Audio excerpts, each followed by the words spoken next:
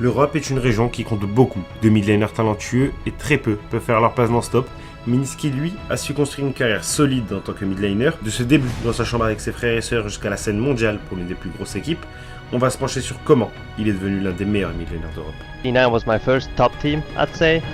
Yeah, for me it was just really exciting and I really like challenge. Back face! The race plate is stacking! Time around as Apollo can go right back in and he finds the kill. Nisqy's dominating. Slow in the back line. He wants Peterson. Nisqy gets it! That was huge out of him, and now that's one of the carries gone.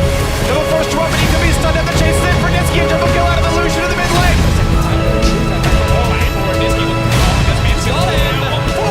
Are you kidding me with that? Nisqy commencera le gaming très tôt avec ses frères sur CSGO, jusqu'à ce qu'un jour son cousin lui propose de tester League of Legends, et bien sûr il va adorer le jeu. Il a donc joué au début avec le seul but de s'amuser, mais tout ça c'est jusqu'au level 30. Et pour ceux qui ne le savent pas, League of Legends prend un tout autre tournant à partir de ce niveau-là, parce qu'on va débloquer la ranked. La ranked, c'est un mode de jeu qui va viser à répartir tous les joueurs de fer jusqu'à Challenger, et Nisqy lui va très rapidement se démarquer des autres, car il va monter tous les ranks à une vitesse folle, jusqu'à pouvoir se dire qu'il peut devenir professionnel. Et c'est à partir de là que la carrière de Yacine Dienser en tant que Nisqy débute, même si au début ça va être très simple. Nisqy va juste jouer avec un ami qu'il connaît bien de la solo queue, Nero, et ensemble ils vont faire plusieurs lines en Belgique. Mais très peu de ces lines sont reconnues dans le monde, et bien sûr même si tu finis premier à chacune d'entre elles, ça suffit pas. Il va donc décider d'aller contester les autres midlaners, notamment en France, et il va très vite s'imposer en tant que top midlaner en France, aussi bien en solo queue que lors des LAN telles que la PGW ou encore la Gamer Assembly, ou en bien encore dans de plus petites équipes telles que Melty Sport. Même si Melty Sport ça ne vous évoque rien, à l'époque c'est suffisant pour permettre à Nisqy d'atteindre son meilleur niveau et également lui permettre de se faire remarquer par une grosse équipe de LEC, Fnatic Academy. Mais bien sûr il y a une condition, il va falloir que Nisqy prouve qu'il est digne de rejoindre Fnatic en battant Caps en 1v1 lors d'un match. Bon, et bien sûr on peut se dire que gagner un 1v1 dans un match c'est pas très compliqué, mais pour vous rendre compte de l'ampleur du défi,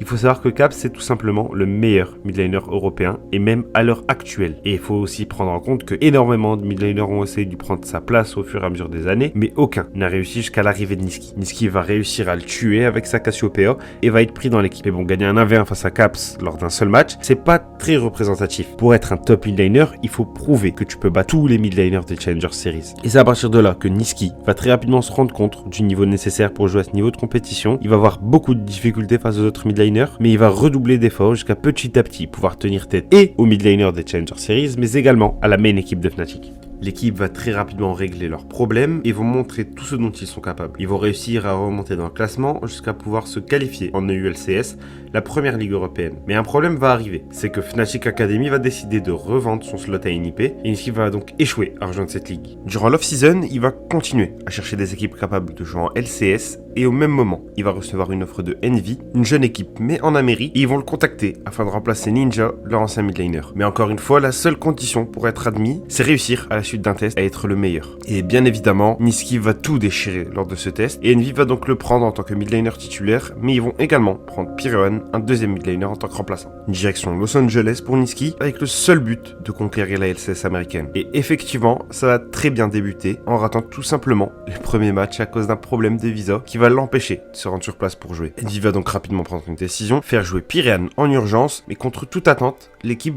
elle va très bien se débrouiller sans Nisqy, en finissant en 3-1 à la fin de la semaine. Et suite à cette performance, Envy va décider de faire jouer les deux midlaners en simultané, l'un une semaine et l'autre la semaine d'après. C'est un coup de tonnerre pour Nisqy parce que de base il devait jouer tous les matchs et à cause d'un coup du destin, encore une fois, il va uniquement jouer une semaine sur deux. Mais ça va pas durer longtemps. Ils vont faire ça quelques semaines jusqu'à ce que Nisqy pose un ultimatum, c'est soit moi, soit lui. La direction choisira finalement Nisqy et ils finiront à la 6ème place de la ligue, ce qui est en soi une bonne place quand on voit le sprint désastreux qu'ils ont fait juste avant. Au même moment, Riot va changer le règlement en NA vis-à-vis de la LCS. Désormais, pour avoir sa place, il faut uniquement acheter le slot et non plus gagner sa place. Et on s'en doutera, mais Envy n'aura pas les revenus nécessaires pour continuer dans la ligue. Et pour Nisqy, jouer dans une équipe qui n'est plus au top niveau, ça n'a aucun sens. C'est pourquoi il va repartir en Europe pour jouer chez Splyce. Il choisira notamment cette équipe uniquement car elle lui laissera le choix de son jungle. Et comme depuis le tout début, la base pour Niski, c'est d'avoir un jungle sur laquelle il peut compter. Il choisira donc Xerxes et Splyce concrétisera le reste du roster. Ils prendront Odamame au top, Kobe et Kaizing en botlane. Une fois en connaissance du roster,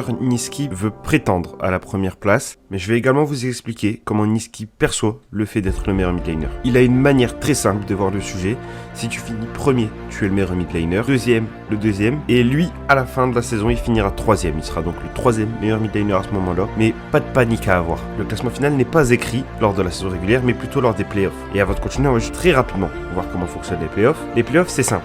Il y a 6 équipes au total qui peuvent se qualifier aux playoffs.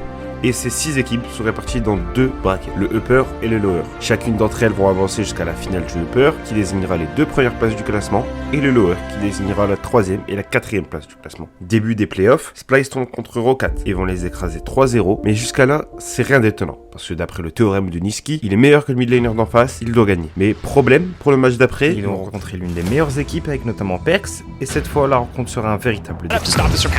Yangus, can he actually get in range? Because he wants to get him out. Just wants to stop this from happening. Unstoppable. He can't try to get into the pit. 2K and dropping. Who's going to get the Baron? Where's it going to go? 1400 health and dropping. The fight continues to happen. Oh, he gets just back and retarded. Yarn and Wadid aren't even scared. Wonder is here and the ulti is coming out. He wants to get the knockup, but Odoamne is there to deny him. Safe! He pulls him in! The knockup's there for Odo! Backside, the 80 carry still alive. Perkz healing up the 5-point strike. The damage coming out is absolutely absurd from the G2 lineup. Towers are keeping it aggro. 2K and dropping. It's crucial that they get the Baron. They cannot be aggro as they have to fight, but maybe he can fire back. Wadid tries to get it, but he fumbles the engage. Messes up in the end on the headbutt pulverize. It may just go down here. No, Niski cannot connect. G2, oh folks, game 5. G2, they wanted it. They wanted it bad. The underdog story for Splyce. Not nearly enough for them to find the win in the end. And here in game 5. La défaite de Splyce n'a rien d'étonnant pour Niski car il était évident que Perkz était meilleur que lui en match officiel. Cependant, Splyce n'a pas tout perdu. Ils descendent seulement en finale de leur bracket et ils vont tomber contre Vitality. Et cette rencontre, elle est très importante pour Niski car il sait qu'il est meilleur que Jisuke, le mid laner de Vitality, et il va refuser de perdre cette rencontre. Look at where the Ornn is, hanging off on the side. It's going again. The Healy wants one more. Typically known as, and here goes Vitality. Block him out. Niski potentially now in trouble. They're trying to land the ult flashes in the middle of the team. Now looking to fire back. The Tomkins there to save the day. Niski on a run, but he gets one. Back here, Suzuki goes in, Makabe just gonna come right through, and one more Q to connect. Splyce on an out. Trying to find it back. Makabe now goes in, wants for a little bit more. Then you manage to get one kill. Makabe wants to get Gillian, does use the pillar now if he needs to. Oh, this is so tense right now. Hookland, second to follow. Niski now immediately flashing out to safety. They want to turn this back. Mini Tupex is alive and well. Does he Harbinger up? Situation for Splyce to be in. He's engaged. Have to back off. Odoamne could get taken out before he gets the chance to ulti. Mini Tupex, not even the chance to heal. There is the hourglass to bring it home. Kabe not going to leave. Going to be able to make it. Splyce are going to end the moment. Splyce are pushing in. Vitality. They made one last mistake. Will it end the game against them? Suzuki steps forward. That's it. Going to get cut down immediately. Rusta annonce au final que Niski est le 3e meilleur mid laner européen au Spring. Et en ce qui concerne le summer de Splyce, Splyce fera un split très moyen à cause de nombreuses tensions qui régneront dans l'équipe et finiront leur saison à la 6e place au summer en se qualifiant à peine pour les playoffs. Arrive l'off-season, après les changements apportés en Amérique l'année dernière, Riot décide d'également effectuer ces changements en LCS en Europe et à ce moment, plusieurs rumeurs circulent sur le fait que Splyce n'a pas les revenus pour continuer et Niski, par peur de se retrouver sans équipe, va donc quitter Splyce. En attendant ça, une équipe à l'autre bout de l'Atlantique va saisir cette chance en prenant le 3e meilleur mid laner européen. C'est comme ça que Niski va retourner de nouveau en Amérique, mais cette fois pas chez n'importe quelle équipe. Il va aller chez Cloud9, l'une des meilleures équipes américaines. On va passer en revue très vite le Spring et le Summer, car c'est pas ça qu'il faut retenir de son passage chez Cloud. En effet, Niski va répondre présent en terminant en 14-4 au Spring et en 12-6 au Summer, ce qui est amplement suffisant pour accéder à la meilleure compétition, là où chaque joueur rêve de jouer, les Worlds. 2019, c'est donc l'arrivée pour la première fois de Niski sur la scène internationale, et malgré la pression, il est plus que jamais prêt à montrer au monde ce qu'il vaut, mais le destin lui n'a pas décidé de rendre cela facile pour Niski, car il va tomber contre G2, la top équipe européenne, et Griffin, la top équipe coréenne. Cloud9 va faire abstraction de cette défaite face à Caps et Chovy en lui laissant une toute dernière chance de se racheter, en le faisant re-signer pour une dernière année. Malheureusement, cette année-là, l'e-sport va être bouleversé avec l'arrivée du Covid, qui va rendre les scrims, les tournois compliqués, et pour d'innombrables joueurs vont avoir des difficultés à perf à cause des conditions. Mais Niski, lui, ne va pas se démoraliser, et au contraire, il va réaliser le meilleur split de sa carrière en terminant quasiment invaincu en saison régulière avec Cloud9, et même en gagnant la ligue. Cette victoire, elle est importante, car elle leur donne accès au MSI, et pour ceux qui ne le savent savent pas, le MSI est le deuxième tournoi le plus important après les Worlds. C'est là où on va voir s'affronter toutes les meilleures équipes de l'intersaison de chaque région, mais malheureusement, à cause du Covid, aucun événement physique n'est autorisé, ce qui rend l'organisation du MSI difficile pour Riot, et ils vont donc décider de l'annuler. Après tous les efforts fournis pour accéder au MSI, son annulation va engendrer une baisse de motivation, et ça va se faire sentir. Ça va se faire sentir sur Nisqy, mais également sur le reste des membres de Cloud9. Ils vont commencer à moins traîner et à beaucoup plus se relaxer. Mais à cause du niveau désastreux des NA, mais ils vont tout de même finir deuxième de la saison régulière. Une fois arrivés au playoff, le patch change. Tout le monde va donc ressentir le relâchement de Cloud9 car ils vont se faire surprendre par FlyQuest, une équipe qui sur le papier n'avait aucune chance de gagner, mais qui comparé à Cloud9 était beaucoup mieux préparée. C'est comme ça qu'après le meilleur split de tous les temps, Cloud9 va aussi connaître le pire split de tous les temps et également la fin de l'aventure en NA pour Nisqy. Jack, I told him, if you get me, I will win you a trophy, and I feel like it's a promise that I kept. I'm really glad and happy that I got C9 a title after so many years that they, I won't say struggled to get, but they were really close to get. And for me to be in the roster that made it is something really relieving from my part, and I hope the fans kinda enjoyed that trophy as well. Ce moment fut la fin d'un arc pour Nisqy, mais il va garder le cap en off-season. Il va continuer de trier ses offres avec pour seule ambition rejoindre une équipe capable d'aller aux Worlds, et c'est là qu'il va rejoindre une top équipe européenne, Fnatic. Il jouera en compagnie de Pwimpo, Selfmade, Upset et Ilisang, et malheureusement pour eux, ils vont pas faire un spring exceptionnel. Ils vont ramer tout le spring pour au final se faire éliminer directement des playoffs par Schalke 04, mais au Summer c'est différent. Fnatic va changer son top laner pour recruter un jeune rookie qui brille en LFL, Adam. Fnatic débute le spring difficilement, mais grâce à un coup du destin, Vitality va battre une top équipe et permettre à Nisqy d'avoir la 6ème place pour accéder aux playoffs. Fnatic va attraper cette chance et mettre en marche la partition. Ils vont décider de se focus sur un minimum de champions, et ça paye. Ils vont débuter les playoffs avec une victoire face à Vitality, puis face à Misfit, plus personne ne peut les arrêter. Ils vont enchaîner en battant G2 et Rogue pour au final arriver en finale face aux Mad Lions. This time, Elioyo on the flank. Bwipo going in, trying to kill off Humanoid before he can do anything, but Bwipo still doing the damage, still putting it out. Remember, Adam there as well. Kazi stepping forward. Bwipo, no, as you say, the arrow's going to land onto Armor. They look for him to dive forward there by Kaiser as they look try to catch the wave here, but Humanoid is having none of it. He sends him back to join his teammates. Sit it out, wait a moment as Mad Lions will seems Adam, the focus target, Showstopper coming out, but Adam's dead before the fight really begins. Now Bwipo has to be the next target. Smite's been used. Ocean Dragon resets. Hittersan going in with the charm on the backline, but Mad Lions are coming out on this fight on top. Kazi though, putting the damage down across towards the side. Upsets down. Kazi can open. Oh, Mad have a vein. Mad Lions started up. Elioyo stealing. 1,000 on it. Elioyo looking for the steal across the wall. He's got the heartbreaker. He can go in. He jumps in.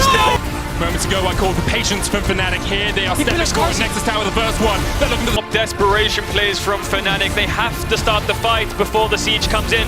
You see it again with the second Baron buff. well. Armor going in. He's charmed up by Hittersang. Nisqy's down on towards the bottom side of the fight. Adam still not with this team. Armor the fight. Hittersang jumping onto the backline. Nisqy with a good flank position. This is 3-5 in favor of Mad, but they are ending the game. Kazi already taken one. Fnatic with 5 members strong cannot even beat Kaiser, Kazi and Armut.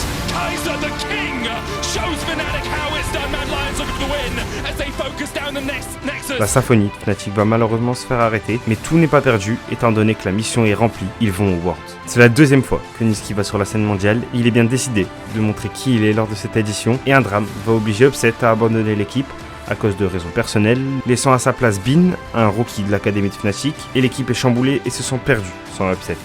C'est comme ça qu'ils vont se faire éliminer directement en terminant dernier de leur groupe à cause d'un manque de motivation et de coordination. Fin de l'archer Fnatic après la trahison d'Upset. Nisqy va changer d'équipe pour aller chez Mad Lions. On va pas s'éterniser sur cette histoire car c'est un passage sans réel miracle. En réalité, il va bouger de la 6ème place à la 1ère place sans réellement briller à l'international jusqu'au 5 décembre 2023 où il va quitter les Mad Lions pour aller jouer chez SK Gaming. On espère le voir briller pour la prochaine saison. Et voilà, ce sera tout pour l'histoire sur Nisqy. J'espère que vous avez aimé la vidéo.